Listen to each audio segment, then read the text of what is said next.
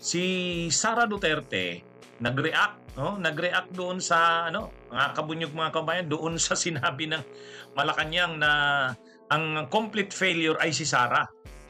Ito kasing reaksyon ng Malacanang, sinabi rin naman kasi ni Sara Duterte na ang sistema ng edukasyon natin ay masyadong trasado na iiwanan na ng maraming bansa sa mundo.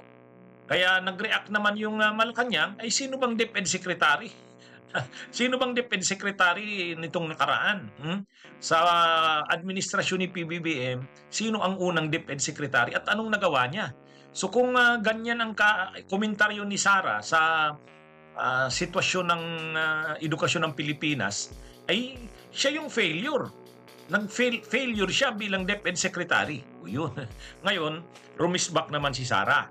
Ang sabi naman ni Sara, ang failure ay si PBBM.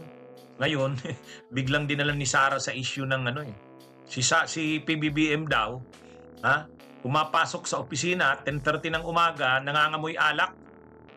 Yan na yung inaabot ng sagutan nila, mga kabunyog, mga kababayan. So, ang issue ay nung nandun nga sa ibang bansa, siyempre si Sara nag-iikot sa maraming bansa.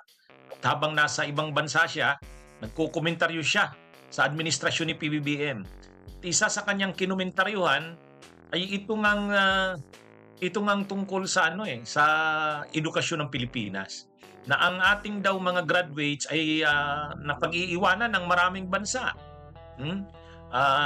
Sa katunayan daw, marami na mga graduates ng elementary, high school, kahit daw high school, hindi marunong mahina raw bumasa at sumulat. Yun ang samantalang ang ibang mga bansa daw sa maraming bansa sa mundo ay advanced na.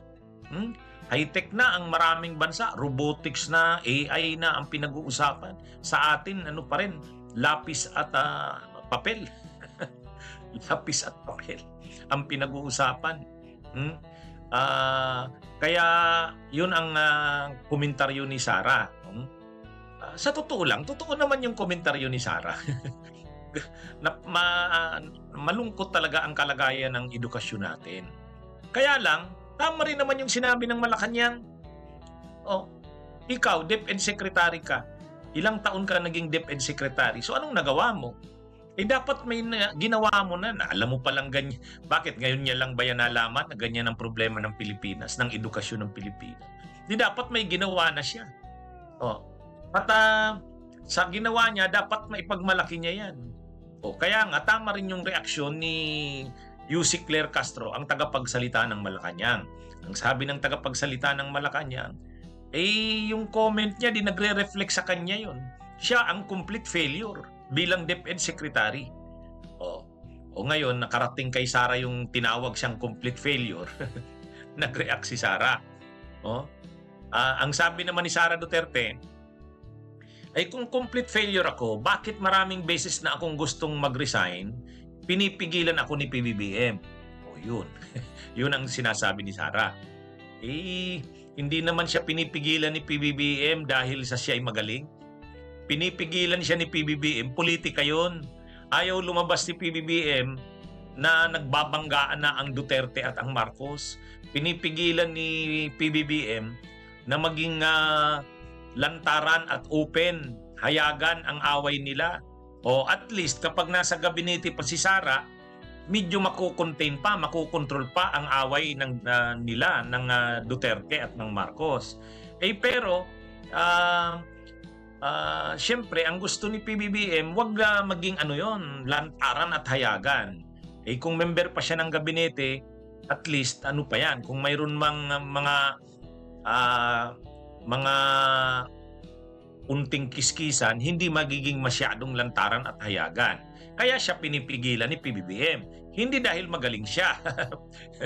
Kumbaga, si PBBM, maano niya na yan, kaya niya nang ikonsidera si Sara na si DepEd Secretary kahit marami itong kapalpakan, basta't lumabas lang na hindi hayagang nag-aaway ang Marcos at Duterte. Political ang consideration nun.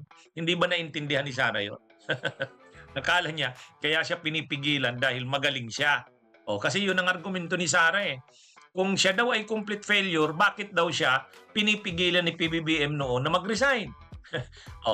Pero dahil nga alam ni Sara na yung kanyang argumento na yun ay kapos, ayun, iniba niya yung atake kay PBBM.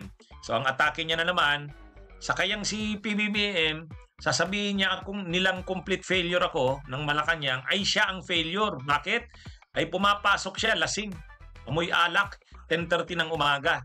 Ang tinutukoy ni Sara, nung daw kinausap niya si PBBM para nga mag-resign siya, pinapasok daw siya sa opisina, nagbeso-beso daw sa kanya, sa pagbeso-beso, naamoy niya daw ito na alak. Nangangamoy alak daw ito. Whiskey daw ang naamoy niya.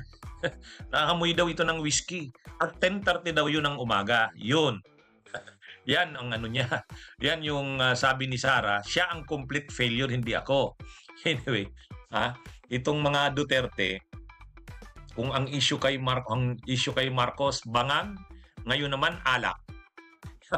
hindi mo na maano to eh. Masyado nang mababaw ang sagutan ng Malacanang at ni Sara. Pero sa totoo lang, talaga naman, na tinatamaan lang si Sara kasi totoo naman, complete failure naman talaga siya sa DepEd.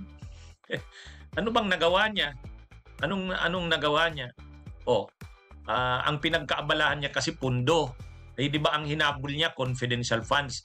Mismong DepEd, gusto niya may confidential funds. Sa kanya lang nangyari yon. DepEd Secretary may confidential at intelligent, may confidential funds.